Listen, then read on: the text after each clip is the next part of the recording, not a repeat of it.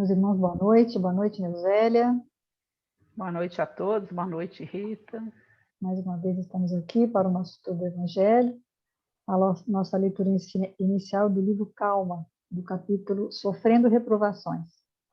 Estarás possivelmente sofrendo reprovações que te pareceram injusto espancamento espiritual. Inicialmente, adota o silêncio, sem fazer comentários. Ora, pedindo inspiração à divina providência. Se não tens culpa alguma em relação aos erros que te foram atribuídos, não dês resposta alguma.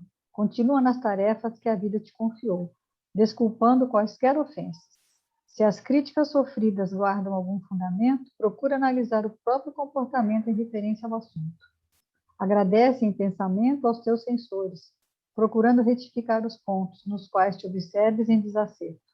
Nada reclames contra quem te aponte a verdade, porquanto se agem com exagero contra os enganos de que porventura te inculpes, a vida se incumbirá de esclarecê-los em momento oportuno. Não te defendas, nem acuses a ninguém perante censuras recebidas. Continua trabalhando com sinceridade, cortando as atitudes que desaproves em ti mesmo. Se te notares no centro de culpas, pelas quais te sintas inegavelmente responsável, prossegue agindo e servindo, quanto possível, mesmo assim, na certeza de que todos somos filhos de Deus e que Deus te concederá recursos e abrirá caminhos novos, para que a paz da consciência te retorne à vida e ilumine o coração. Então, nesse momento, Senhor, agradecemos mais essa oportunidade de estarmos aqui reunidos para aprendermos um pouco mais da sua palavra de vida eterna. Hoje, em especial, vamos realmente falar sobre a palavra, como nós temos feito uso dela. É tão importante da nossa responsabilidade nesses momentos. Hoje em dia, Senhor, com tantas provações que vimos passando, precisamos estar atentos para que nossos corações estejam ligados ao coração do Cristo, aos seus ensinamentos, para que não haja revolta, para que haja entendimento e compreensão em todos os momentos.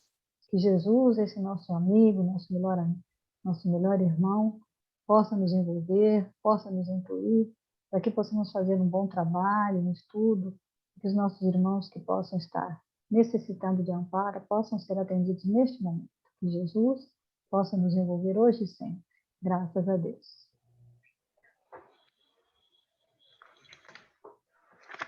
Então, nós estamos no capítulo 12, né? Hoje, versículo 37, que é uma passagem discursiva de Jesus, e hoje nós estamos encerrando essa passagem. Hoje, o versículo de hoje diz: pois a partir de tuas palavras serás justificado, e a partir de tuas palavras será condenado. Esse versículo, né, o Anísio fala que é uma síntese de toda a passagem, que a gente já vem falando, né, que ele trata? Ele trata justamente da palavra, do uso da palavra, de como nós usamos a nossa palavra, porque ele parte a partir da expressão grega fundamental, que é o logos, que é traduzido como palavra, mas não simplesmente a palavra verbalizada ou a fonética, né? Mas a gente vai destacar a palavra num sentido mais profundo, que o logos já é uma coisa mais do que isso. Ele é uma coisa que dá, é o sentimento, é o que você sente, é o que você imagina, né? Aquilo que vem na sua ideia, aquilo que você coloca para fora, não só em palavra, mas em gesto, no gesto, nas suas ações. É uma coisa mais ampla. Porque os gregos entendiam, né, que se dizer uma palavra era uma representação de algo que antecedia e envolvia isso tudo. E logos é a expressão consciente de processos que muitas vezes são inconscientes. Então, às vezes, o que você está colocando para fora é uma coisa que está vindo de um processo inconsciente seu. Muitas vezes, é uma expressão sonora de uma coisa íntima sua, que vai envolver um sentimento, uma emoção. Então, toda palavra contém esse conjunto de coisas, né? E aí, como ele está falando, como a gente está estudando o texto bíblico à luz da doutrina, a gente tem que também ter esse pensamento, além da ideia, do sentimento, da emoção, que tem a frequência, que é a ondulação vibratória. A palavra uma expressão gráfica, quando escrita, mas também a expressão de raciocínio, de emoção e a expressão viva de energia. Então, tudo que a gente já, no momento que a gente já está pensando, nós já estamos jogando uma vibração, uma energia impactando o outro, né? Impactando de qualquer maneira, né? Ela tem um impacto direto na estrutura perispiritual das pessoas, daquilo que está em volta, né? Então, toda vez que você pensa, que você verbaliza, você está afetando o seu perispírito e o perispírito daquele que te ouviu. E aí é uma ressonância, né? Porque se eu falo, você escuta, como você escuta também vai alterar para mim. Se tiver mais pessoas envolvidas, aí um vai falar, quer dizer, é uma rede, né? É uma verdadeira rede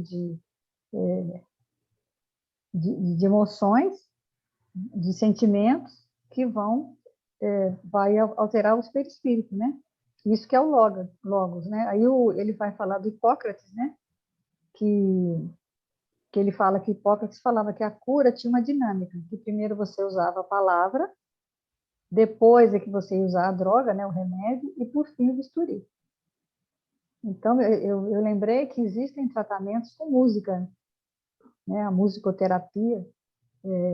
Eu, por exemplo, se eu tiver com dor na cervical, alguma coisa assim, eu percebo que se eu colocar uma música para ouvir, aquilo já me relaxa, né? A musculatura relaxa pelo pensamento e aquilo já vai aliviando.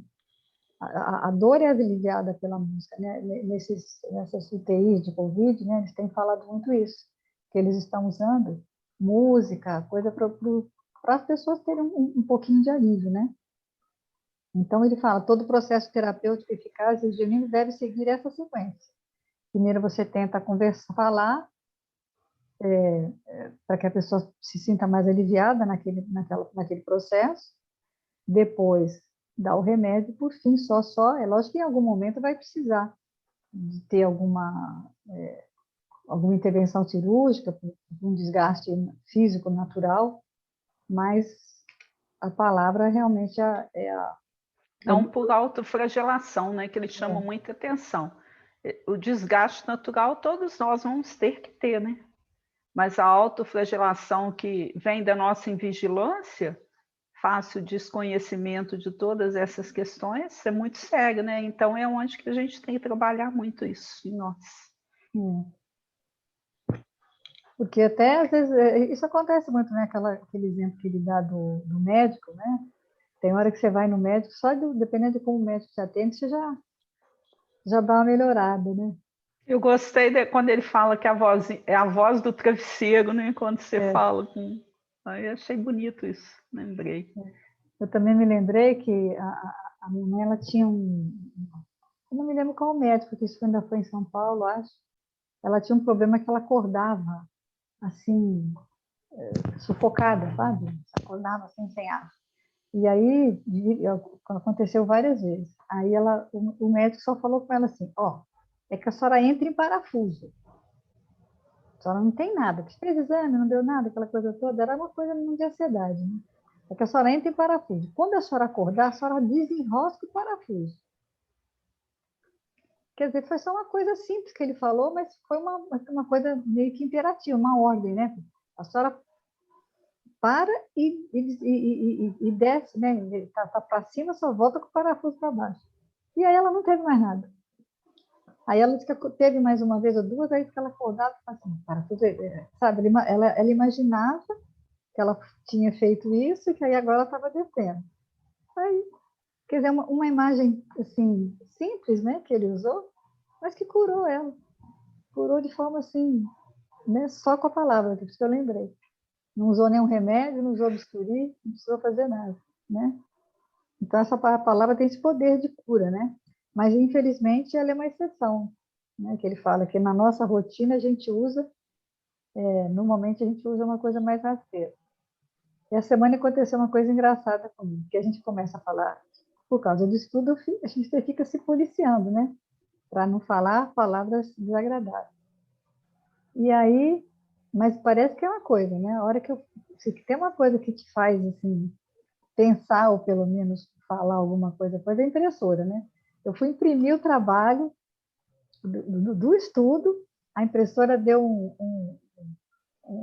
agarrou, a tinta não funcionou, que não cheguei a falar não, mas pensei. Quer dizer, ó, a reação sua, né? De raiva, de rancor por nenhuma pessoa, né? Só uma impressora. E o meu neto, essa semana também conversando, a gente conversando assim, eu falei com ele assim, uma história que eu estava contando, eu falei para ele assim, aquilo ali era um inferno. Aí ele falou assim, vó, você falou um palavrão? Eu falei, não, inferno não é palavrão. Mas aí depois, lembrando isso tudo, eu falei assim, não é um palavrão, mas é uma palavra infeliz, né? Então, assim, foi muito difícil, era complicado, mas falar que aquilo era inferno é um exagero, né? E para ele aquilo soou, parece que foi alguém que cochichou, ó, você está falando palavra errada. E às vezes é uma sutileza, né? É onde ele fala que muitas palavras, muitos termos nunca foram pronunciados pelo Chico Xavier, né? Uma pessoa mais iluminada, assim, né? Hoje eu estava vendo que nós tivemos assim, a notícia, né, do desencarne da Sueli Caldas Schubert, né? E eu li um texto do neto dela, que ele fala nela assim, ela foi uma daquelas raras pessoas que, imune às distrações e tropeços do caminho, concebe e executa a vida que quer viver, uma vida de modéstia material, de sacrifício e cumprimento do dever e cheia de alegrias da amizade e do ideal que ela tanto valorizava. Quer dizer, uma pessoa que consegue viver de acordo com o que prega, de acordo com o que fala, né? Isso que é mais importante. Então, realmente, a gente não pode dizer que fosse uma perda, né? Porque a gente às vezes fala assim, perdemos uma pessoa, né? Aí eu lembro, quando eu penso nisso, eu lembro muito do capítulo do Boa Nova, do Bartolomeu, no capítulo 8, que quando ele reclama, né? Fala que perdeu a mãe, e Jesus fala, mas quem está perdido se Deus é o Pai de todos nós? Né? Aí ele fala que, por que lamentamos em desespero o amigo que partiu ao chamado do Todo-Poderoso? A morte do corpo abre as portas de um mundo novo para a alma. Ninguém fica verdadeiramente órfão sobre a terra, como nenhum ser está abandonado, porque tudo é de Deus, e todos somos seus filhos. Então a gente sabe isso, mas a gente não consegue viver isso de uma forma plena, né? Eu acho, às vezes a gente fala mais, mas não consegue ter essa vivência ainda. E é isso é onde que a gente tem que tomar muito cuidado e ir se policiando, vendo até porque nos pequenos detalhes, nessa simples sutileza, às vezes, alguma palavra pequena que você fala, que você se perde. Eu achei uma leitura no livro Luz no Lar que fala do impacto de um grito de cólera, muito interessante, e a gente vê assim, como que o processo vai desencadeando, né, através de um momento de invigilância, como que outras questões vão surgindo a partir daí. Lembra-se do instante em que gritou fortemente antes do almoço? Por insignificante questão de vestuário, você pronunciou palavras feias em voz alta, desrespeitando a paz doméstica. Ah, meu filho, quantos males foram atraídos por seu gesto de cólera? Então, quer dizer, através de um grito, muitos males foram atraídos, né? A mãe, muito aflita, correu para o interior, arrastando atenções de toda a casa. Voltou-lhe a dor de cabeça e o coração tornou a descompensar-se. Então, já afetou a mãe, né? As duas irmãs que cuidavam da refeição dirigiram-se precipitadamente para o quarto, a fim de socorrê-la. E 2/3 do almoço ficaram inutilizadas. Olha como é que é sério, né? Em razão das circunstâncias provocadas por sua reflexão, o papai, muito contrariado, foi compelido a esperar mais tempo em casa, chegando ao serviço com grande atraso. Impactou também o pai, né? O pai. Seu chefe não estava disposto a tolerar-lhe a falta e recebeu-o com repreensão áspera. Ao chefe, sendo impactado também. Quem o visse erecto e digno a sofrer essa pena em virtude da sua leviandade, sentiria compaixão, porque você não passa de um jovem necessitado de disciplina, e ele é um homem de bem, idoso e correto, que já venceu muitas tempestades para amparar a família e defendê-la. Humilhado, suportou as consequências de seu gesto impulsivo por vários dias, observado na oficina, qual se for um menino vadio e imprudente. Então, quer dizer, o impacto no pai ainda foi maior ainda, né? Porque era um homem correto e, a partir da bronca do chefe, já foi visto com outro olhar pelos outros, né? Os resultados de sua gritaria foram, porém, mais vastos. A mãezinha piorou e o médico foi chamado. Medicamentos de alto preço, trazidos à pressa, impuseram vertiginosas subidas de despesas e o papai não conseguiu pagar todas as contas do armazém, farmácia e aluguel da casa. Então, teve um impacto financeiro na família, o grito, né? Durante 6 meses, toda a sua família lutou e solidarizou-se para recompor a harmonia quebrada, desastradamente por sua ira infantil. 180 dias de preocupações e trabalhos árduos, sacrifícios e lágrimas. Tudo porque você, incapaz de compreender a cooperação alheia, se pôs a berrar, inconscientemente recusando a roupa que não lhe agradava. Pense na lição, meu filho, e não repita a experiência. Todos estamos unidos reciprocamente através de laços que procedem dos desígnios divinos. Ninguém se reúne ao acaso. Forças superiores impelem-nos uns para os outros, de modo a aprendermos a ciência da felicidade no amor e no respeito mútuo. O golpe do machado derruba a árvore de vez. A ventania destrói um ninho de um momento para outro. A ação impensada de um homem é muito pior. O grito de cólera, olha o que ele compara o grito, olha, é um raio mortífero que penetra o círculo das pessoas em que foi pronunciado e aí se demora indefinidamente, provocando moléstias, dificuldades e desgostos. Por que não aprende a falar e a calar a benefício de todos? Ajude em vez de reclamar. A cólera é força infernal que nos distancia da paz divina. A própria guerra que extermina milhões de criaturas não é senão a ira venenosa de alguns homens que se alastra por muito tempo, ameaçando o mundo inteiro.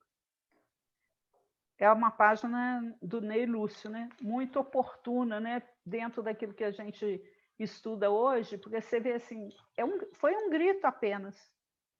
Uma coisa que, aos olhos de todo mundo, e a gente faz isso, né? Eu achei interessante, porque a gente faz isso muito na vida diária da gente. Quantas vezes Porque ele falou, no nosso dia a dia não é o que a gente pratica, não é uma palavra de vida eterna, são palavras mais... É reação nossa mesmo, o instinto mesmo, que ainda é grotesco, que ainda é inferior, né? Porque é o orgulho que não quer ser contrariado, que tem que ser tudo do jeito que você quer, não pode ser de qualquer maneira, né? Assim, a palavra de Jesus, né, era imperativa, alto astral, né? Achei interessante que ele ainda fala assim, é classe A, né? Então, quando que a gente vai aprender, né, a ter essa palavra classe A mesmo, né? É porque a gente ainda tem essas limitações, né? O Haroldo, no estudo do Êxodo, desse último que ele fez, ele fala, né, que é muito difícil para nós, porque a questão de a gente imaginar um Deus incorpóreo, foi dando caminho por isso, né? Porque ele começa a dizer que a gente ainda não tem um monoteísmo ainda implantado, né? Porque a gente tem a nossa linguagem é inferior e nosso padrão é corporal. Então, por isso que tem essa dificuldade, a gente imaginar um Deus que não tem corpo, que não tem alma, que não tem corpo, que não tem boca, né? Que é ilimitado, né? Então, aí é onde a gente fala, né? Que Deus disse, a mão de Deus não tem mão. Por isso que a gente às vezes se confunde com isso, porque a gente não tem o vocabulário, né, mesmo, a linguagem correta. Porque aí ele fala que religiosidade é relacionamento, e que a gente tem um relacionamento primordial com Deus. Isso que eu achei interessante. Por isso que às vezes a gente... E aí, quando você tem esse relacionamento, quando seu relacionamento com Deus é um relacionamento de revolta, tudo isso vai reverberar nos seus relacionamentos. A forma como você age em relação a Deus vai acabar sendo...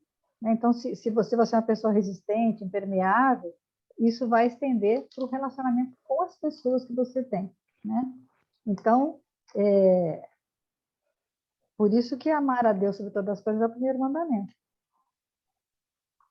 E aí, quando a gente atinge a fase nominal, dentro desse processo evolutivo, a gente entra nesse treino, num treino para poder ir melhorando.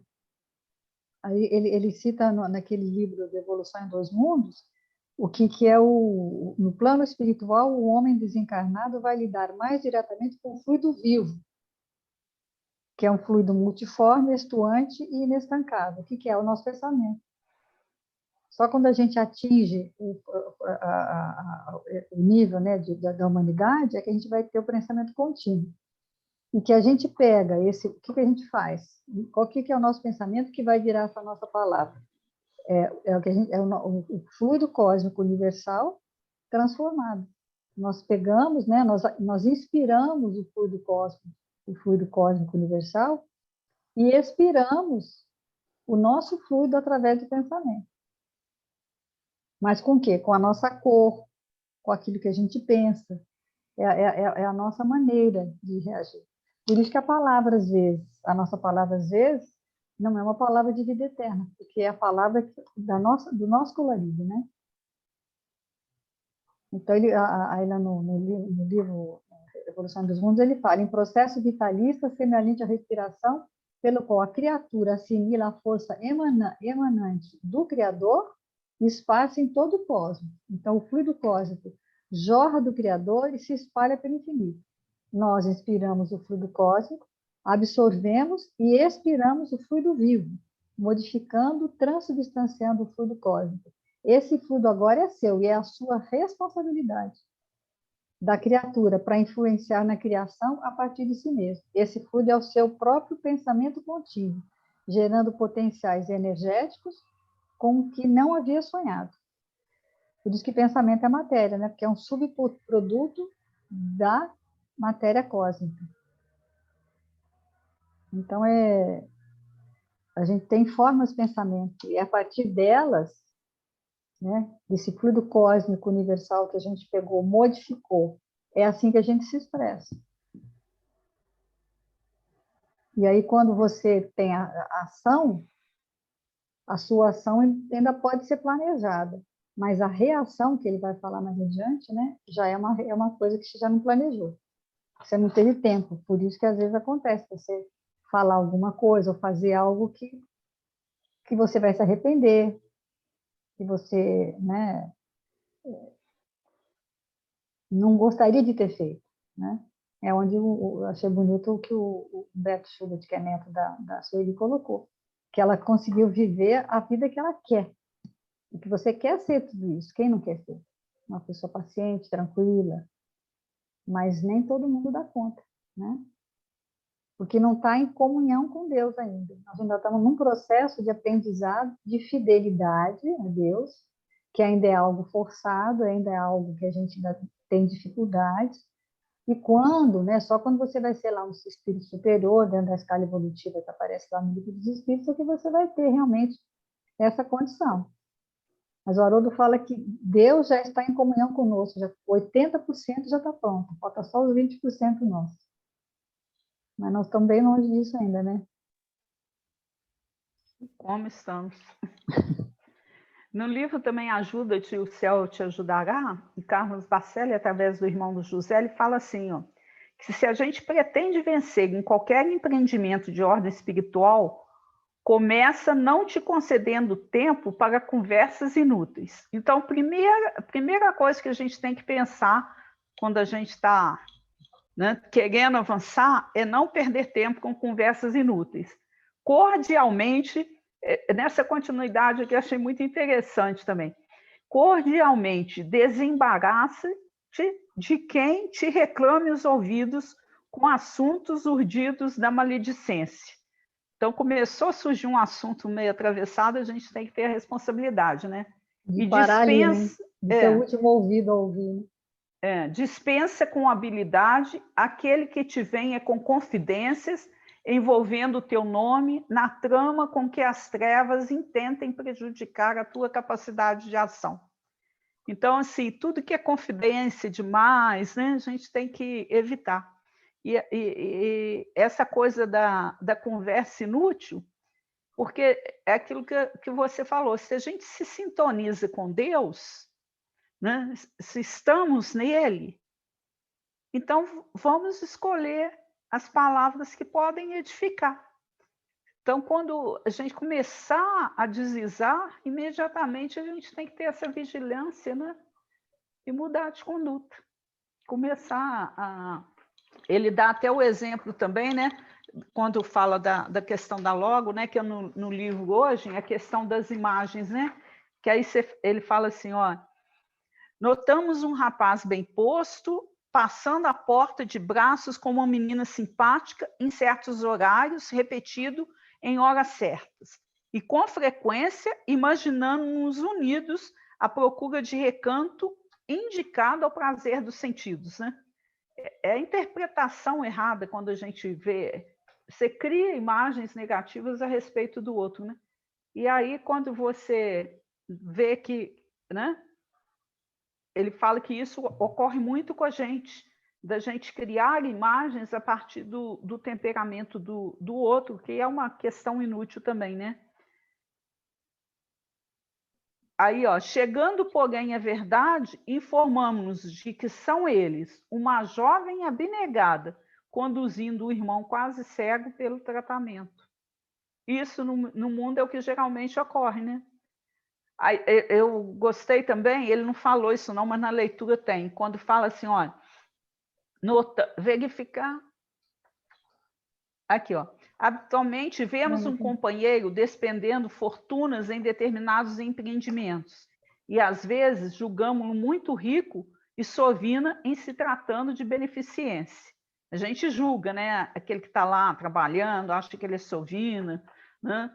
Que não ajuda os outros. Verificada a realidade, em muitos episódios, ele não passa de um homem corajoso e interessado em criar emprego para os outros, empenhado em erguer vasta colmeia de trabalho em auxílio aos semelhantes, à base de financiamentos e empréstimos que lhe custam enormes sacrifícios. E a gente, às vezes, se julga com o olhar do quê, né? Ah, aquele que está ganhando dinheiro, está pensando só em si. Aí eu lembrei que uma vez, eu vi uma reportagem na revista Época, eu não vou lembrar o empresário, mas é um dos que mais tem dinheiro no país aqui. Então, ele falou que as noites dele eram intranquilas, apesar de todo o recurso que ele tinha. Por quê? Todas as noites ele pensava, eu não posso tomar decisões erradas, porque se eu tomar decisões erradas, eu vou arrastar várias famílias comigo. Que ele tinha um número imenso, um grande empresário, então tinha, né? Muitas famílias que dependiam Muitas da famílias que sobrevivência dependiam daquilo ali. dele. E a gente, às vezes, julga, se eu olho o outro lá e falo, ah, tem dinheiro, vida boa, tranquila. O repórter estava questionando justamente isso dele. Né? Aí ele falou que as noites deles eram tranquilas, pela responsabilidade, né? E realmente, você imagina um grande empresário que tem aí 10 mil funcionários? São 10 mil famílias que dependem, né, dele. E aí você vê cada família, em média, quantas pessoas tem, quantas pessoas estão envolvidas naquele processo. É o que a gente fala em relação à palavra, né? A palavra que você fala, ela pega o mundo e fica, né? E ela fica no universo, ela fica gravada ali, né? Gravada no seu perispírito, no perispírito do outro, isso é muito sério, né?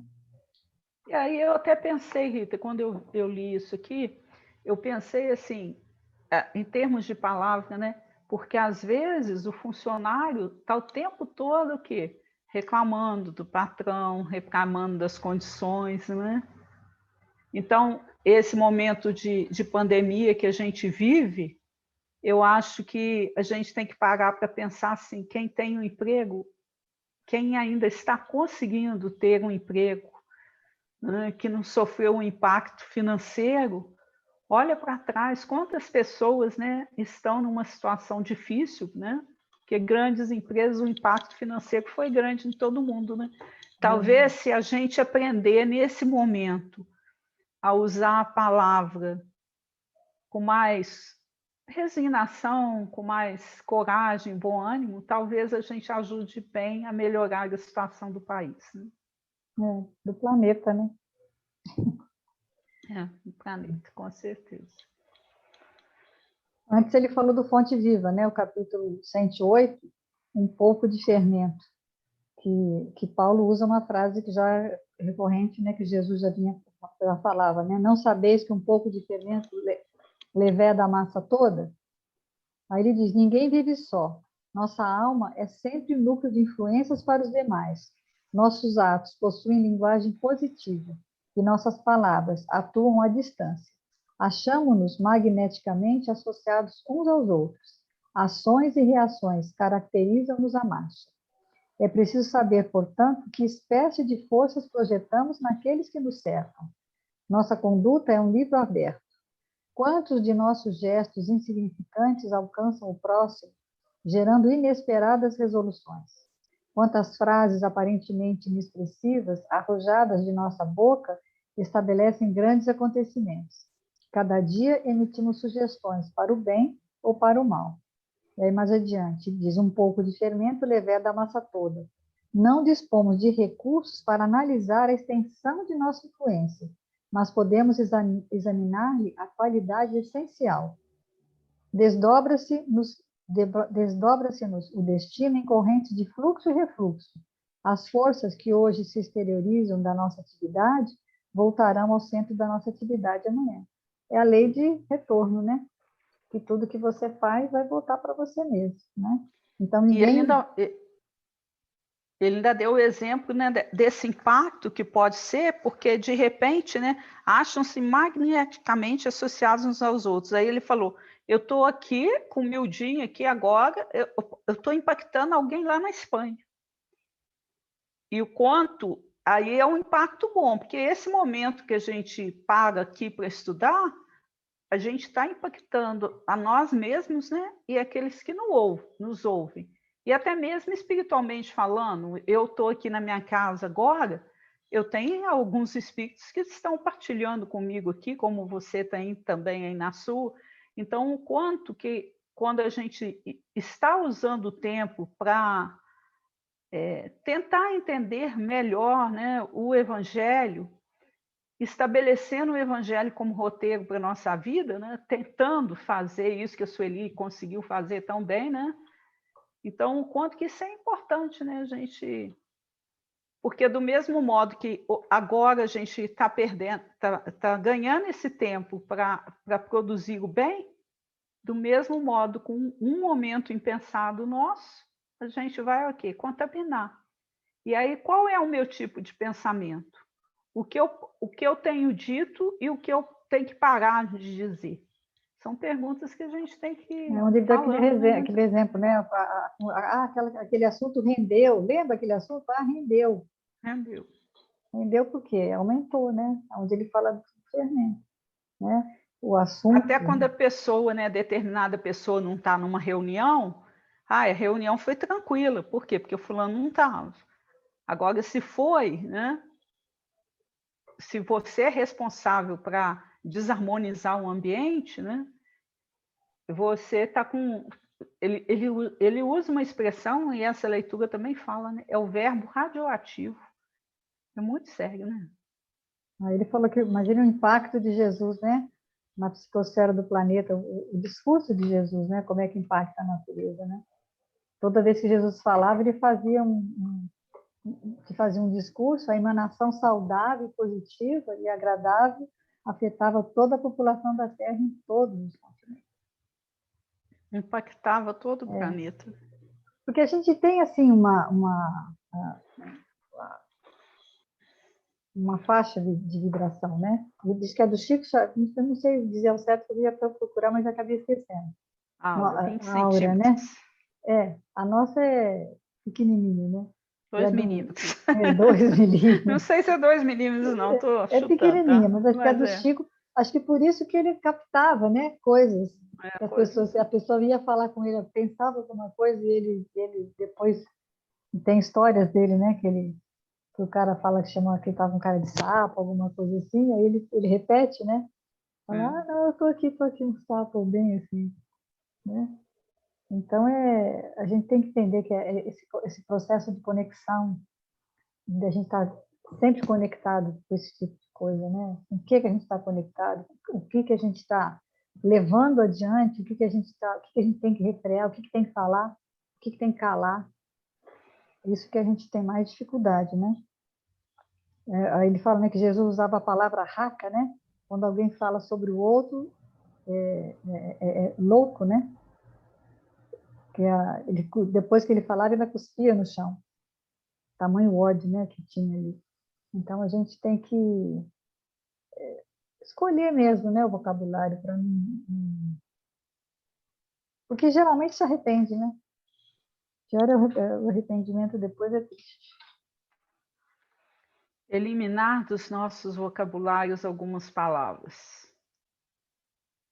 É o desafio, né? Vamos fazer um desafio e vamos ver como eu te falei, você consegue, né? eu nunca imaginei que falar a palavra inferno fosse impactar, porque meu neto falou na mesma hora, vó, você falou um palavrão, que não é para, naquele momento não era para mim, entendeu? Era só uma expressão, mas é uma expressão que eu tive que concordar com ele, não foi uma boa coisa que eu falei. No livro também, Encontro Marcado, eu achei uma coisa muito interessante também que a gente faz muito em respeito das frases. É usar frases de autopiedade para a gente. A gente faz isso,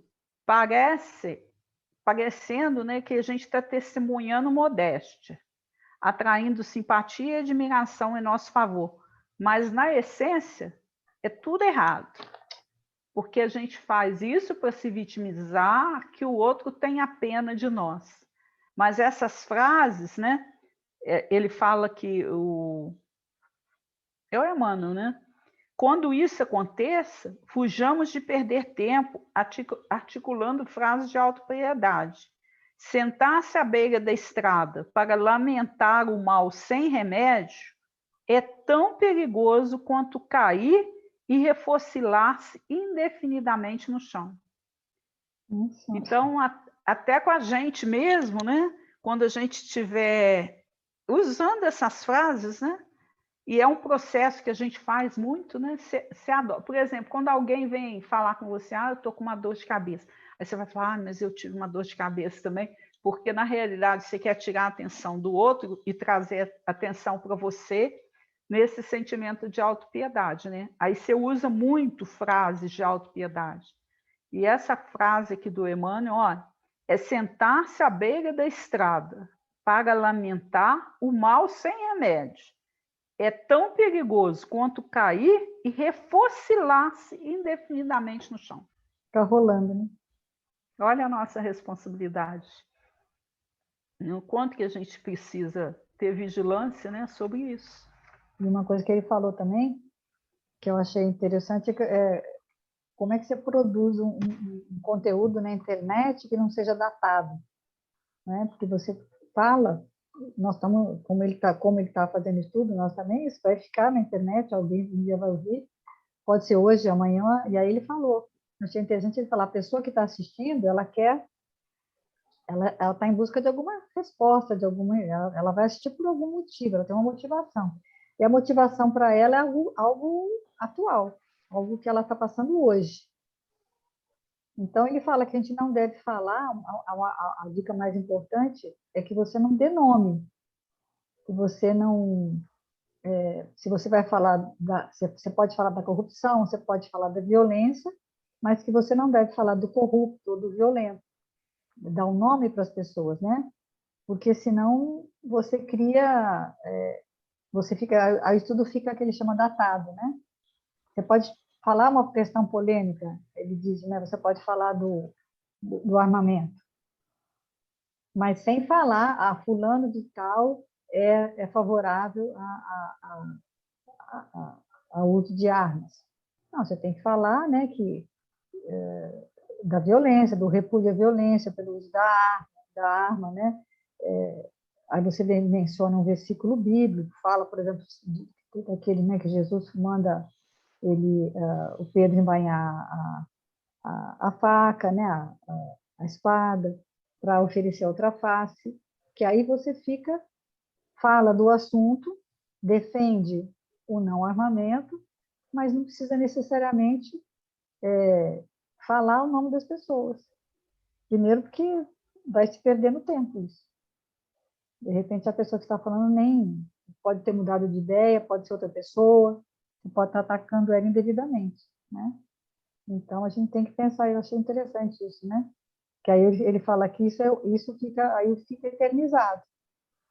Você fala contra a corrupção, mas não do corrupto. Fala da paz e da não violência sem citar o político que defende esse armamento, as pessoas, né? E as pessoas vão te provocar para você falar do mal, né? Da pessoa má. Mas você tem que falar do mal com L, sem falar do mal com U. Isso não é o que a gente faz normalmente, né? Infelizmente. Com certeza. Ele usa também, né, o vinho de luz, 73, falatórios, mas evita os falatórios profanos, porque produzirão maior impiedade. Poucas expressões da vida social ou doméstica são tão perigosas quanto o falatório desvairado, que oferece vasto lugar aos monstros do crime.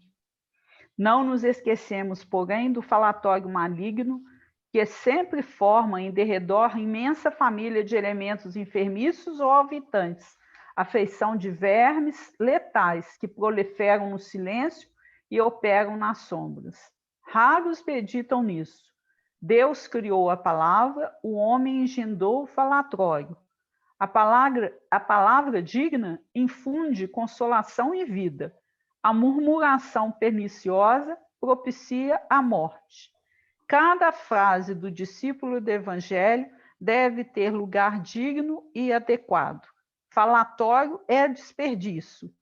E quando assim não seja, não passa de escura corrente de venenos psíquicos, ameaçando espíritos valorosos e comunidades inteiras.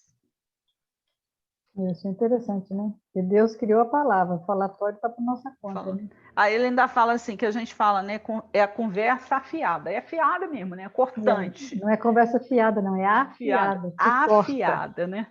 Que corta, que machuca, que fere. E é interessante que esse discurso é Paulo, né, uma carta de Paulo falando com Timóteo, que só tinha 13 anos, né? E muito jovem, né? E que quando a gente faz esse tipo de coisa, a gente está sendo impiedoso e cruel. A gente fala como louco, mordemos e ferimos com as palavras, como se fôssemos um cão. Ele dá o exemplo de um cão raivoso, né? Eu achei também uma leitura muito bonita no livro Instruções Psicofônicas, é da Meimei. Olha, aí ela fala da questão do silêncio, né? No livro Calma também tem uma... Não, no livro das respostas também fala assim, feliz de ti que já compreendeu o valor do silêncio. Então, várias vezes, se a gente aprender a silenciar, nós seremos mais felizes. E a Meimei complementa assim, olha, repara a melodia do silêncio nas criações divinas. No céu, tudo é harmonia, sem ostentação de força. O sol brilhando sem ruído, os mundos em movimento sem desordem. as constelações refugindo sem ofuscar-nos. E na terra tudo assinala a música do silêncio, exaltando o amor infinito de Deus. A semente germinando sem bulício, a árvore ferida preparando sem revolta o fruto que te alimenta. A água que hoje se oculta no coração da fonte para dessentar-se amanhã. O metal que se deixa plasmar no fogo vivo para ser-te mais útil. O vaso que te obedece sem refutar-lhe as ordens. Que palavras articuladas lhe definiriam a grandeza? É uma pergunta que a gente pode falar, né? Olha só. Que palavras articuladas lhes definiriam a grandeza? É por isso que o Senhor também nos socorre por meio das circunstâncias que não falam, por intermédio do tempo, o sábio mudo. Nossa. Né? Eu, Não ele faz assim, quebres. pode terminar. Olha, não quebres a melodia do silêncio, onde tua frase soaria em desacordo com a lei do amor que nos governa o caminho. Admira cada estrela na luz que lhe é própria. Aproveita cada ribeiro em seu nível. Estende os braços a cada criatura dentro da verdade que lhe corresponda à compreensão. Discute aprendendo, mas porque desejes aprender. Não precisas ferir. Fala auxiliando, mas não te antecipes ao juízo superior, veiculando o verbo à maneira de Azorraque, inconsciente e impiedoso. Não saiba tua mão esquerda o que deu à direita, diz-nos o Senhor. Auxilia sem barulho onde passes. Recorda a ilimitada paciência do Pai Celestial com nossas próprias faltas e ajudemos sem alarde ao companheiro da romagem terrestre, que muitas vezes apenas guarda o socorro de nosso silêncio, a fim de elevar-se à comunhão com Deus. Muito bonita, né? E quando ela falou aqui da questão, né, do tempo, né? O Senhor nos socorre por meio das circunstâncias que não falam. Por intermédio do tempo, o sábio mudo. Mudo. Sabe, muito gostoso, muito boa a leitura. Muito lindo, E, né? e o Aloysio fala, ele faz um desafio, né? Ele fala assim, ó, você fala alguma coisa, ou grava alguma coisa que você falou, tal, e aí você vai lá e começa escreve ele, e depois você começa a tirar tudo que não tem valor evangélico para ver o que sobrou. Será que vai sobrar muita coisa? Será que sobra? Será que sobra alguma coisa? Quer dizer, a hora que você usa o quê? O critério, né? A crítica, que é aquele CRI, né? Que é o garimpar que a gente falou no estudo anterior, e que você... E outra coisa que ele finaliza também, né? Que às vezes a nossa infelicidade em falar alguma coisa pode arruinar uma obra de importância coletiva, de relevância espiritual, e a sua fala irresponsável, nociva, tóxica, arruinou uma obra do Cristo. E aí você vai desencarnar e vai chegar lá, né? Tá lá no seu livrinho, né? Escrito lá no seu perispírito direitinho, né? Tá lá no cosmos, né? Aí vão te falar, ó, tá vendo? Isso aqui, ó, era uma obra do Cristo. A sua palavra, aquela coisinha que você fez, né? Não, aí fala, não foi eu, eu não, mas fica tudo responsável. Não, fica tudo registrado, né? Uma responsabilidade do uso da palavra e do nosso compromisso que a gente tem com Jesus, né? Com a palavra em si. Deu na Será que a hora gente já, está né? edificando, né? É. Eu tenho uns textos aqui, deixa eu ver se eu tenho qual que eu vou escolher aqui para falar. Porque até ele, lá na descrição do vídeo, tem o capítulo 17, Sede Perfeitos, que ele não chega a falar. Mas é aquela coisa, né? É bem conhecido, né? Quem é o verdadeiro homem de bem, que cumpre a lei da justiça, do amor, da caridade. E vai falando tudo, né? No final, eu achei interessante do Evangelho que ele fica. Não, depois que ele fala assim, um monte, não ficam assim enumeradas todas as qualidades que distinguem o homem de bem, mas aquele que se esforce por possuir as que acabamos de mencionar, no caminho se acha que as todas as demais conduzem. Quer dizer, é seguir um caminho, né? É começar. Tem que, né? dá uma...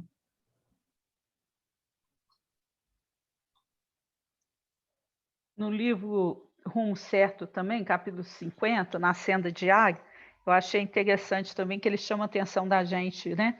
Ao redor de ti enxameiam-se corações sequiosos de entendimento.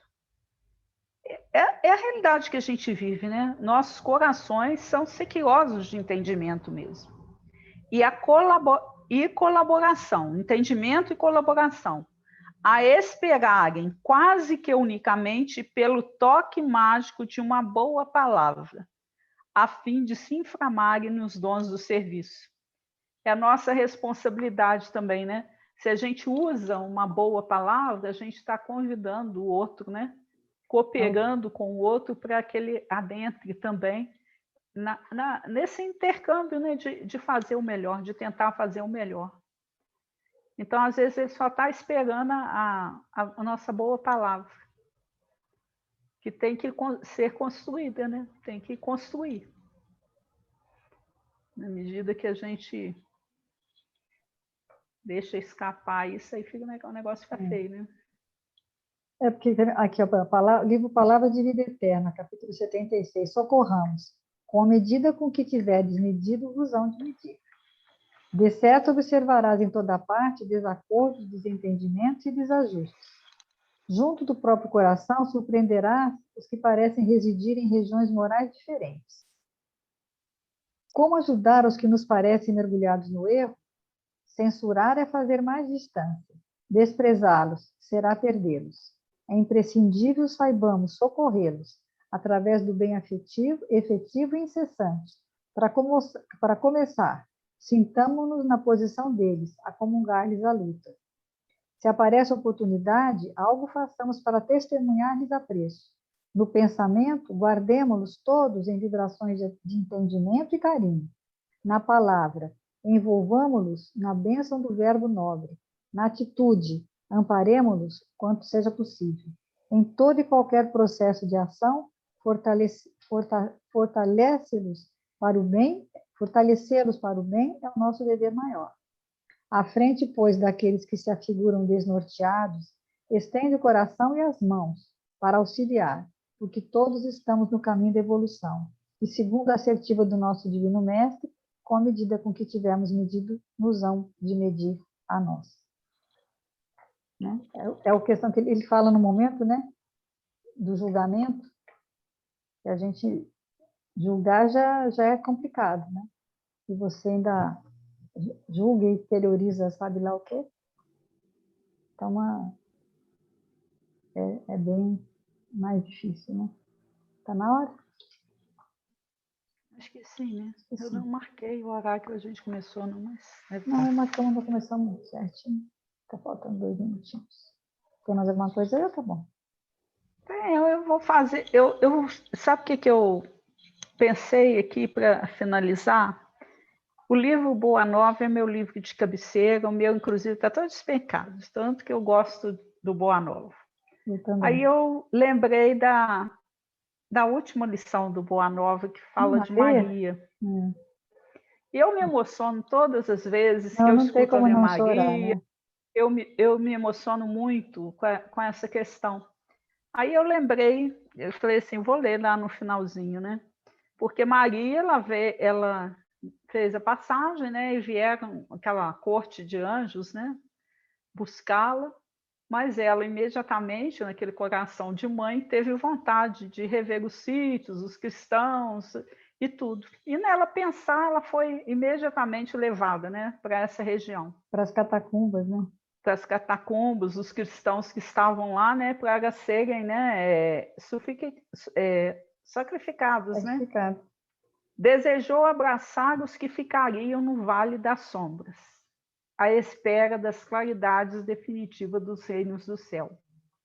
Emitindo esse pensamento, imprimiu novo impulso às multidões espirituais que a seguiam de perto. Em poucos instantes, seu olhar divisava uma cidade soberba e maravilhosa, espalhada sobre colinas enfeitadas de carros e monumentos que lhe provocavam assombro. Os mármores mais ricos esplendiam nas magnificentes vias públicas, onde as liteiras patrícias passavam sem cessar, exibindo pedrarias e peles sustentadas por misérrimos escravos. Mais alguns momentos e seu olhar descobria outra multidão, guardada a ferros em escuros calabouços. Penetrou os sombrios cárceres do Esquilino, onde centenas de rostos amargurados retratavam padecimentos atrozes. Os condenados experimentaram no coração um consolo desconhecido. Maria, então, olha, só com a aproximação dela, eles já começaram, né, a sentir uma coisa diferente, né? É o Logos, né, que a gente estudou tanto esses dias, né? Maria se aproximou de um a um, participou de suas angústias e orou com suas preces cheias de sofrimento e confiança. Sentiu-se mãe daquela assembleia de torturados pela injustiça do mundo. Espalhou a claridade misericordiosa de seu espírito entre aquelas fisionomias pálidas e tristes. Eram anciões que confiavam no Cristo, mulheres que por ele haviam desprezado o conforto do lar, jovens que depunham no evangelho do reino toda a sua esperança. Maria aliviou-lhes o coração e, antes de partir, sinceramente, desejou desejar-lhes aos espíritos abatidos uma lembrança perene. Que possuía para lhes dar? Deveria suplicar a Deus para eles a liberdade? Mas Jesus ensinara que com ele todo jugo é suave e todo fardo seria leve, parecendo-lhe melhor a escravidão com Deus do que a falsa liberdade nos desvãos do mundo. Recordou que seu filho deixara a força da oração como um poder incontestável entre os discípulos amados. Então, rogou ao céu que lhe desse a possibilidade de deixar entre os cristãos oprimidos a força da alegria. Foi quando aproximou-se... Nossa Senhora, tá bravo.